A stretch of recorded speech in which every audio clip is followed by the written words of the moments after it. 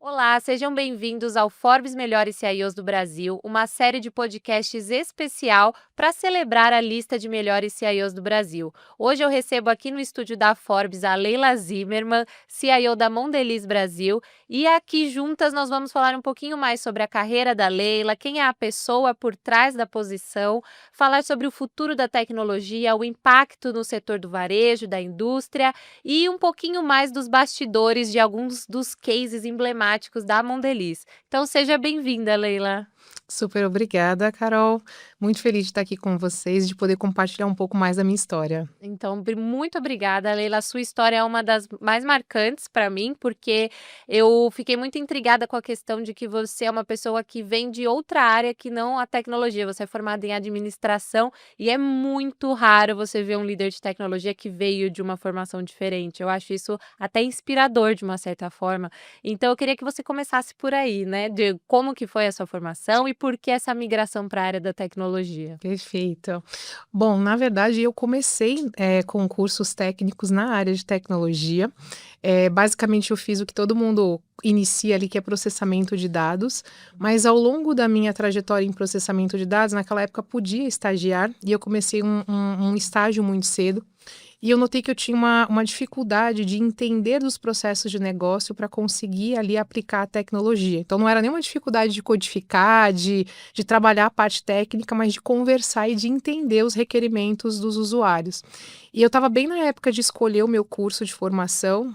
O caminho natural seria uma engenharia de computação ou alguma coisa paralela, mas a minha decisão foi optar por administração de empresas para conhecer mais de negócio e continuar trabalhando na área de tecnologia.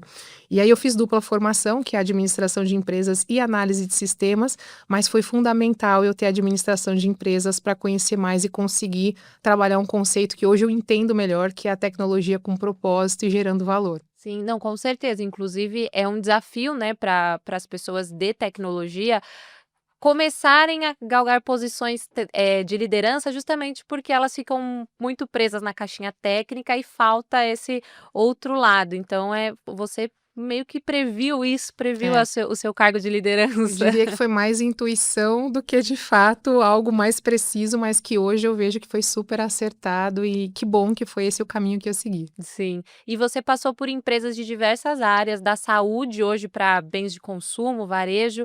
Eu queria saber um pouquinho dessa sua trajetória, né? Como é que foi ter passado por empresas de diferentes áreas, diferentes setores, e como que isso tudo junto agrega à sua liderança hoje, a Leila Líder hoje. Perfeito. Bom, na verdade, eu costumo dizer que eu não tive essa carreira linear, né? Que você está dentro de uma única indústria ou fica anos dentro de uma única empresa.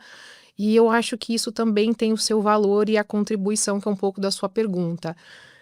Basicamente, né, passar por diversos setores, eu pude ter um olhar da digitalização sob óticas diferentes, né? Em cada setor tem um alvo, tem um principal ponto de digitalização.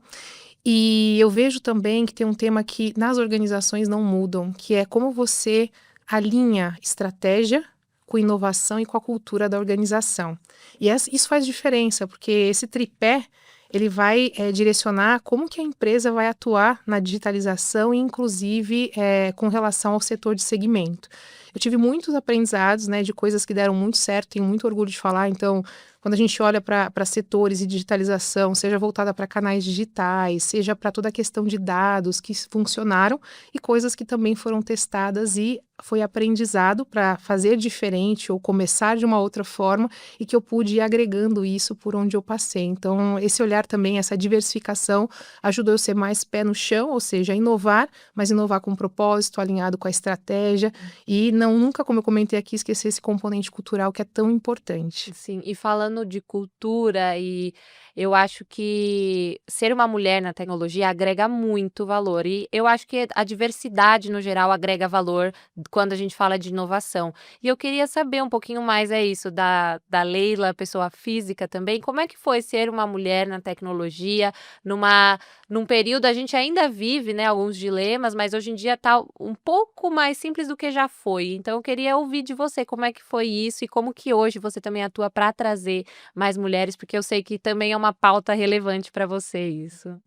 Bom, eu costumo dizer que você já disse aqui tudo, né? A diversidade, ela é super importante e eu acho que ter times diversos, trabalhar muito com esse modelo de squads, de combinação de perfis, de skills diferentes, ajuda a gente potencializar, né, os resultados de tudo que a gente começa e vai fazer e realiza.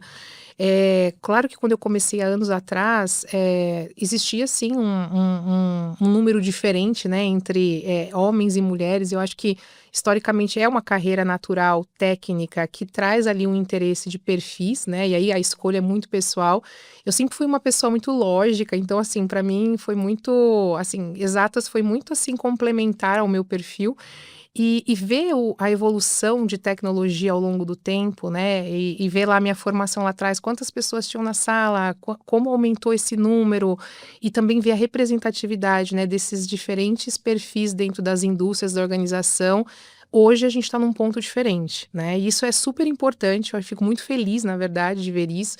E como mulher em tecnologia e como mulher, né, no geral, eu acho que os diferentes perfis têm sua combinação, mas eu acho que a gente também tem um olhar voltado muito para essa questão dos times, do humano, que eu acho que faz uma diferença, é uma das marcas que eu carrego para os meus times, né, quando eu atuo.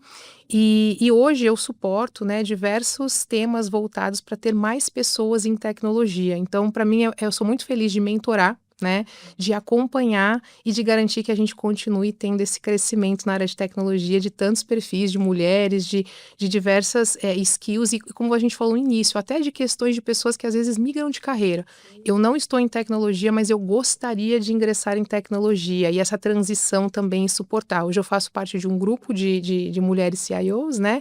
E o nosso papel é fazer a tecnologia crescer no mercado brasileiro. Ah, isso é muito importante. E é uma área que não vai parar de crescer tão cedo, ainda mais com os avanços, então, que as mulheres, enfim, que às vezes até precisam, né, fazer essa transição de carreira para se adequar, porque a tecnologia também é uma área que abraça, por exemplo, o home office, que é algo importante para muitas mulheres que são mães. Então, eu acho isso super relevante a gente falar desse tema.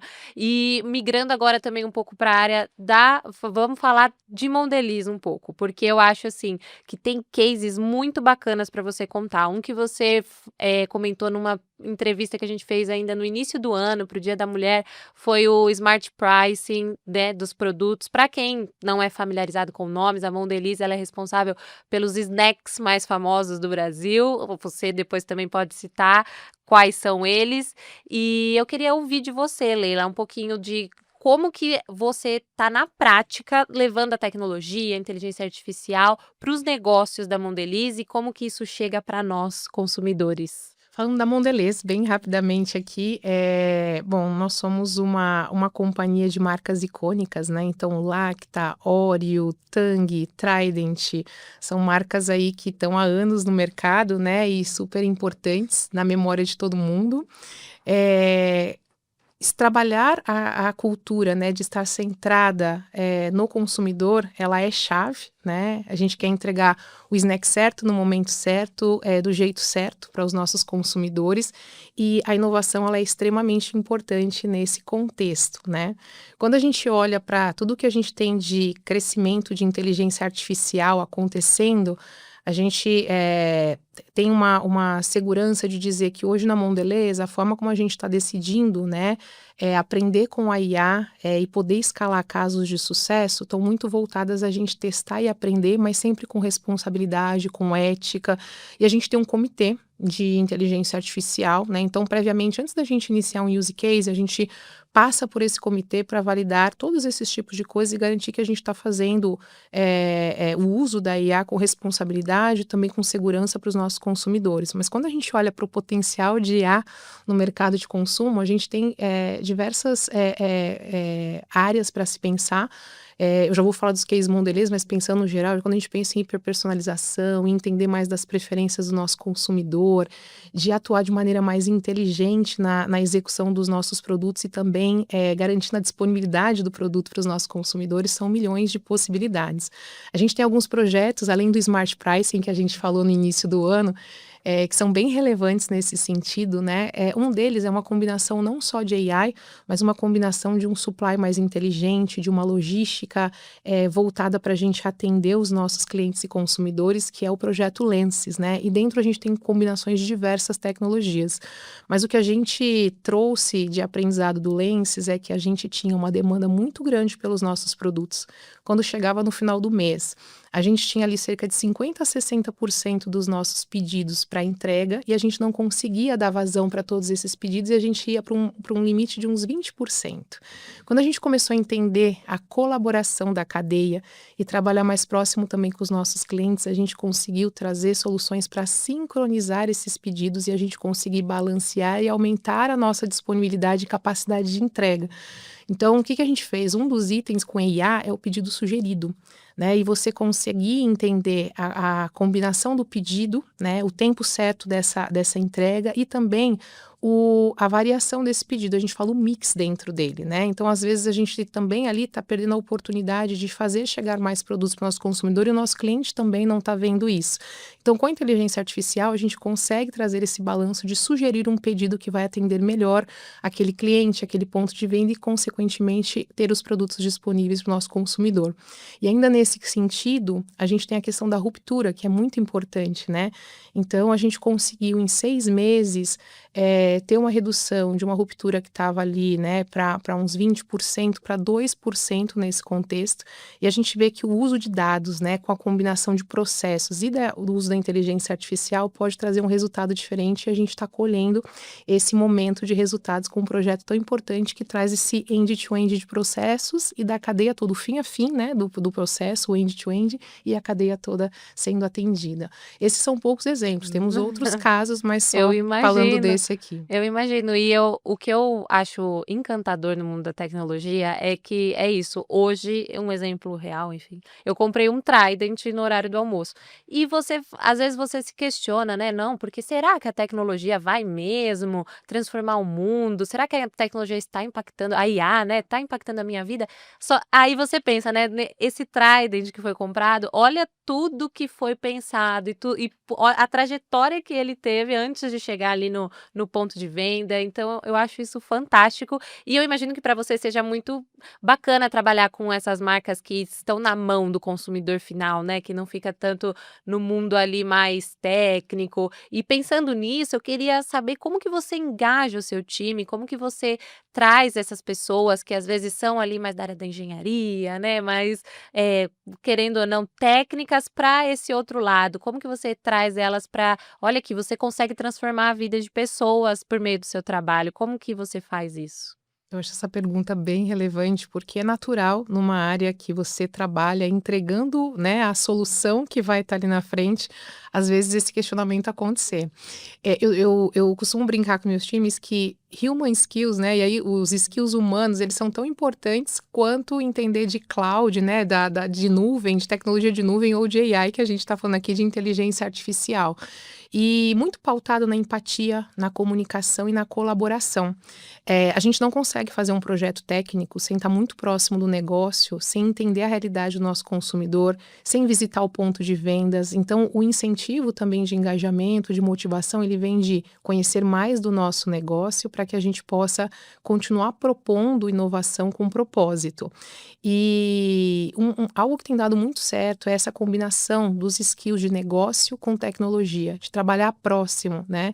Tem projetos que a gente, às vezes, troca de posição. O que a gente faz, né? A gente fala assim, as apresentações, por exemplo, do resultado do projeto, vai ser tecnologia que vai apresentar. Tem hora que, de fato, é negócio e a gente tem que ensinar um pouco do tech para o negócio conseguir apresentar. Isso tem sido um experimento bom de ver essa simbiose dos times e eu acho que o engajamento ele começa por aí. O que eu faço tem propósito, eu estou próximo do negócio e eu entendo da minha contribuição nesse espaço e do resultado que está sendo gerado. Então, métricas sempre compartilhadas e métricas de negócio para que a gente claramente entenda que tecnologia digital é parte da estratégia do negócio. Isso é fantástico. E eu queria aproveitar, da sua experiência, eu quero saber tudo que eu puder, porque eu amo entrevistar pessoas que têm essa bagagem, que têm essa experiência, porque hoje é muito fácil a resposta de que a tecnologia é um fator essencial para o negócio, né? Eu entrevisto CIO, CTOs e todos são unânimes nesse ponto, de que é quase que indissociável hoje você pensar negócio sem pensar tecnologia. Só que sempre foi assim? Imagino que não, imagino que você já passou por desafios nessa toada. Então eu queria que você falasse um pouquinho de como que evoluiu isso, o papel do CIO antes, do CTO e do profissional de tecnologia para o profissional de tecnologia hoje. Perfeito. Bom, eu diria que a evolução é, primeiro, a gente entender que a área de tecnologia não é mais uma área de suporte, né? Eu acho que durante muitos anos esse posicionamento ele existiu porque a digitalização ela estava ainda muito incipiente e realmente, de fato, a infraestrutura ela era muito importante para manter os negócios. Somente a infraestrutura, os sistemas ali, ele dava conta, né? Mas quando a gente começa a falar que a tecnologia ela começou a chegar a todo mundo, né, a alcançar todo mundo, e a gente fala isso desde o smartphone, a gente fala isso desde as opções que você tem hoje com mídias sociais, com interação de compra, com tanta coisa que muda os nossos hábitos, a gente vê que a tecnologia ela passou a ser algo orgânico, né, em tudo que você faz. Novamente, aqui também tem um desafio, né? Que é a tecnologia também não ser o hype pelo hype, que é um pouco do que eu venho trazendo aqui na conversa. Mas o papel do CIO ele teve que evoluir porque quando a gente fala de negócios, a digitalização ela faz parte disso. E a gente fala desde novos negócios aos negócios atuais. Como que você moderniza? Como você continua sendo relevante? Como que você traz diferenciação num mercado que é tão rápido e tão dinâmico as opções que existem, né? Então, eu acho que a tecnologia evoluindo desse ponto, ela já traz naturalmente um posicionamento diferente dentro das organizações. E quando a gente vai para o CIO, o papel também evolui, porque antes ele tinha ali um papel de uma tradução do técnico, de integrar esses times, de trazer vamos assim dizer, essas operações constantes para a organização, mas agora não. Agora o CIO senta junto com o board, ele faz parte do board para discutir como a digitalização vai impactar ou vai trazer crescimento de vendas, como que a digitalização vai fazer diferença na experiência do consumidor, como que a gente pode trazer produtividade e eficiência utilizando tecnologia para que a gente libere as pessoas para fazerem coisas menos operacionais e foquem na razão do negócio. Então, essa mudança de papel, ela também foi alcançada muito pela evolução da tecnologia e o alcance da tecnologia a todo mundo, né? Eu imagino que para vocês da área, até que foi bom de uma certa forma o boom do ChatGPT, porque hoje eu acho que você pergunta para qualquer pessoa e ela minimamente sabe o que é inteligência artificial. Então, é muito bacana que hoje também os seus pares de outros setores consigam reconhecer a importância desse trabalho. E você falou algo que, assim, eu ia até fazer outra pergunta, mas não vou deixar passar, que é o hype pelo hype. Isso é muito bom. Existem muitas vozes nesse sentido, né, que falam sobre isso, de não se deixar levar pelas ondas, mas eu queria entender como que a Leila enxerga essa questão do hype pelo hype. Perfeito. Bom, aqui eu entendo que a gente tem que inovar, tem que experimentar. Mas eu falei também que a inovação ela acontece com responsabilidade, né? Na medida que você vai discutindo e identificando as oportunidades de aplicar essas novas tecnologias, é importante entender que resultado ou que problema essa tecnologia vai resolver. Se essa resposta ela não existe, talvez a gente está querendo ali fazer um teste, uma experimentação, mas que não temos muito claro qual que é de fato a razão de estar utilizando isso. E aí entra um pouco do hype pelo hype. Ah, todo mundo está falando de inteligência artificial, todo mundo está falando de repente de supply chain inteligente, mas como é que isso reflete, né, nas minhas marcas, na minha empresa, no meu consumidor, como que eu de fato trago uma problemática real que existe e eu aplico a tecnologia para alinhar o negócio e trazer mais propósito ou resultado. E essas discussões, elas são fundamentais. Então, quando eu falo de começar com testes pequenos, testar, aprender, medir e entender se o impacto está acontecendo, é nesse ponto que está pronto para escalar. Às vezes, se a gente não tem uma problemática ou um caso real para resolver, pode ser muito uma experimentação, mas que você não vai te levar a lugar nenhum. E aí talvez você poderia estar focando em resolver outras dores ou outros problemas que pudesse ter um resultado mais real, mais concreto. E achar esse equilíbrio, ele é sempre difícil. São conversas que demandam, de fato, negócio e tecnologia e entenderem como aplicar a tecnologia naquela dor ou naquela situação. Sim, e só também um ponto, você comentou isso, né, e eu já ouvi até o termo feira de ciências, né, nesse sentido de quando você experimenta, experimenta, mas não é prático, às vezes, né, a solução criada.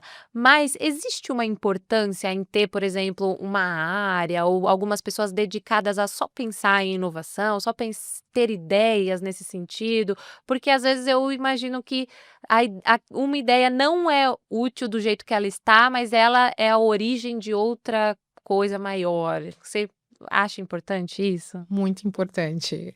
Sua pergunta é fundamental. É claro que, experimentar, falhar, consertar rápido faz parte do processo, e isso é realmente o espírito da inovação, né. Quando eu olho para a Mondelez e a gente fala de inovação, não é só em tecnologia que a gente aplica inovação, a gente tem tech center no Brasil, a gente faz desenvolvimento de produto, é hub também para outras regiões, e em todas essas áreas tem um elemento de experimentação. Mas é uma experimentação que ela vai estar muito focada e é para você realmente aprender e aí, a partir daí, falar: "Eu consigo aplicar isso para outros lugares". E fomentar esse tipo de aprendizado e tecnologia é importante. No meu time esse ano, eu dei uma meta para eles que é: nos próximos 6 meses, todas as coisas que a gente diz que são, burocráticas, difíceis de tratar, a gente vai ter que achar uma solução para isso. Eu não estou falando qual é a solução, eu só simplesmente estou falando: a gente vai ter que trazer inovação. E essa inovação ajuda a gente a aprender em TI, mas também aplicar para o negócio. Então essa provocação ou esse tipo de coisa existe. Quando você pergunta de uma área focada, vai depender muito da cultura e do apetite da organização, né, de trazer uma área de inovação totalmente dedicada, mas eu também acredito em inovação de hubs, pequenas áreas, squads que podem fazer um movimento. Não, achei fantástico isso de você chegar para o seu time e falar, meio que, ao invés de reclamar, vamos pensar em soluções. Eu achei ótimo. Acho que toda empresa deveria absorver um pouco disso, que resolveriam muitos problemas. E o Brasil, né, ele é muito efervescente nesse termo de ideias, de criatividade. Você tem cases, assim, do Brasil ou histórias que inspiraram a Mondelez globalmente? Porque a gente ouviu aqui durante a série muitas histórias parecidas de cases que surgiram do Brasil e inspiraram a companhia de modo geral, global. Você teria algum desses para compartilhar? Eu tenho um na área de tecnologia, mas a serviço de negócio, tem diversos, mas eu vou Sim. escolher esse aqui, que ele inclusive é recente.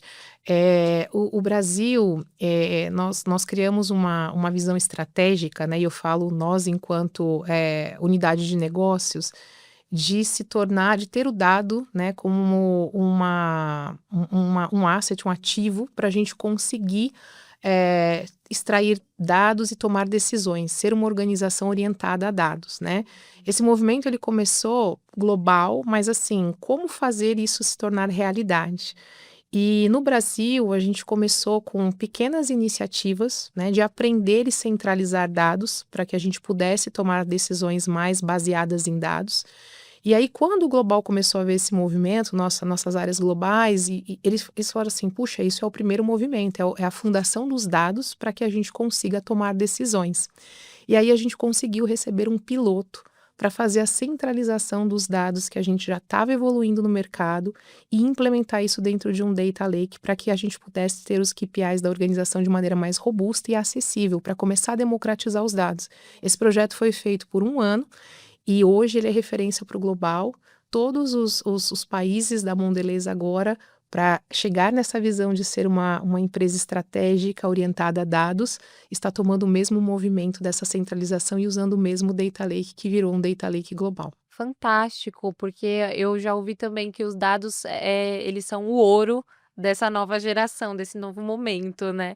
E Leila, para encerrar o bloco CIO, CTO, eu queria te perguntar hoje quais são os desafios, né, da cadeira e como que você enfrenta eles no dia a dia? O primeiro desafio é o equilíbrio entre soluções globais numa multinacional e soluções locais, né? Você conseguir trabalhar esse equilíbrio, ele sempre exige conversas desafiadoras, né? E é um desafio que o CIO vai encontrar em qualquer companhia, mas é algo que é uma agenda relevante, né? O mercado ele tem a sua relevância, né? A gente fala muito na Mondelez de ter um mercado, uma visão de mercado, mas também ter uma visão globalizada. Então esse equilíbrio ele é um desafio. O outro é reter e manter talentos num mercado efervescente de tecnologia que a gente tem, com tanta coisa acontecendo, e os talentos, eles são essenciais para que a gente consiga realizar esse trabalho de transformação, esse trabalho de sempre a serviço do nosso consumidor, né? Entregar essa inovação. E o terceiro, para fechar, que eu diria que não é menos importante aqui nessa questão toda, é exatamente você equilibrar o tempo entre a dedicação para o dia a dia, né? A operação, as rotinas de tecnologia que consomem bastante, e seguir apostando e trabalhando os projetos de inovação dentro da organização com esse equilíbrio ótimo. Então, é uma agenda desafiadora, focada na estratégia da organização, então você tem que ter um pé no presente, mas também tem que ter esse pé no futuro para que as coisas passem a acontecer. Então, são desafios bem importantes para o CIO. Sim, você falou de talentos e eu sei que a capacitação é também uma questão, né, para os executivos de tecnologia. Dentro da Mondeliz, vocês atuam também com esse braço de capacitação de profissionais, porque é isso, imagino, quando veio esse boom da inteligência artificial, nem todos estavam preparados para lidar com a tecnologia. Vocês atuam também com isso? A gente atua e, na verdade, está atuando, porque todos os currículos e o que a gente chama de elevar os conhecimentos da organização, ele vai cada vez mais ser acelerado. Então, o que a gente tem hoje de concreto? A gente já tem algumas trilhas de treinamento voltadas para a digitalização, que envolvem a parte essencial de inteligência artificial, que envolve os temas de governança de dados, de digitalização como um todo. E estamos nesse momento agora, né, nos próximos meses, trabalhando nisso, que a gente quer ir para o próximo nível de skills que vai ser exigido, de conhecimento que vai ser exigido dos profissionais para que a gente continue atualizando a organização. E nesse sentido, fechando parcerias com empresas que fornecem ou complementam a nossa base de currículo de treinamento, então incorporando também coisas que possam ajudar a acelerar e também criar um acesso um pouco mais amplo. Você até comentou aqui, hoje as pessoas já entendem um pouco do que é AI, então a gente também precisa ir além, porque não é só o básico que as pessoas querem mergulhar e ter isso disponível. Então, na Mondelez, esses currículos iniciais, eles foram muito bem trabalhados, mas agora o nosso plano também é evoluir o conhecimento digital e continuar investindo em plataformas de treinamento e capacitação para a organização nesses próximos 2 anos aí. Ah, isso é muito importante e querendo ou não, capacitação é falar de futuro, porque é o futuro até mesmo do nosso país, porque é isso, o setor de tecnologia é um dos que mais cresce e quanto mais brasileiros capacitados, quanto mais brasileiros com as ferramentas adequadas para lidar com esse futuro, melhor será para todos nós. E aí eu queria te perguntar justamente como que você enxerga esse futuro? Porque acho que falar de tecnologia já é até obsoleto de uma certa forma, porque a gente está pensando no futuro onde talvez humanos e máquinas interajam cada vez mais e é isso, a inteligência artificial esteja presente em todos os aspectos da nossa vida. E eu queria saber se você é uma pessoa mais otimista ou realista, porque como eu digo aqui, sem falar de pessimismo, porque se a gente fala de pessimismo, a gente de certa forma, não idealiza os futuros possíveis para a tecnologia. Então, eu queria saber qual que é a visão da Leila nesse sentido.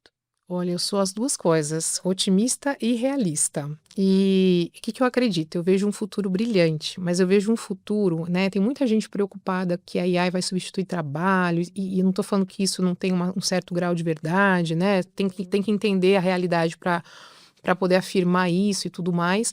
Mas o que eu acho? A IA não vai conseguir substituir a empatia, a vontade, a colaboração que a gente tem, né? E como sociedade, como seres humanos, eu acho que a gente tem que evoluir nisso. A IA com um propósito pode ajudar a gente a ter diagnóstico para doenças que hoje não têm cura, IA com a aplicação certa pode não trazer um desequilíbrio, né, eu digo de classes, pelo contrário, pode ajudar até com que o acesso, como você falou, à tecnologia, informação, ele aconteça, né, para classes que não têm esse acesso hoje, mas a intenção e a forma de como a gente vai conduzir essas discussões de regulamentação, de ética, de aplicação da AI, ela vai ser essencial para determinar esse futuro. Mas eu vejo esses futuros possíveis e eu acho que com uma sociedade mais madura, com uma boa colaboração, com empresas se juntando, ecossistemas, vai ser possível a gente tirar o melhor da AI para que a gente possa realmente ter resultados até diferentes do que a gente tem hoje em diversos aspectos da sociedade. Então, eu sou positiva, mas também com o pé no chão, e eu acredito muito que vai depender de nós e não só de uma questão da evolução da tecnologia. Sim, esse pé no chão é necessário, porque como você falou da substituição, sim, existem empregos que serão substituídos, mas é isso, vamos pensar nos empregos que vão surgir a Surgir, partir disso, exato, os né. possíveis futuros, como você Exato. colocou. Indo um pouquinho para além da inteligência artificial, porque acho que é o assunto do momento, é o que todo mundo quer ouvir, mas pensando em novidades, em novas tecnologias, tem algo específico que você observa, que você estuda, que você acha que pode também chegar como uma certa revolução para os negócios hoje? Olha, é claro que IA, a gente não vai fugir disso, a gente já Acho falou que tudo aqui, envolve tudo IA, né. envolve IA de uma certa forma, né, ou de um certo grau.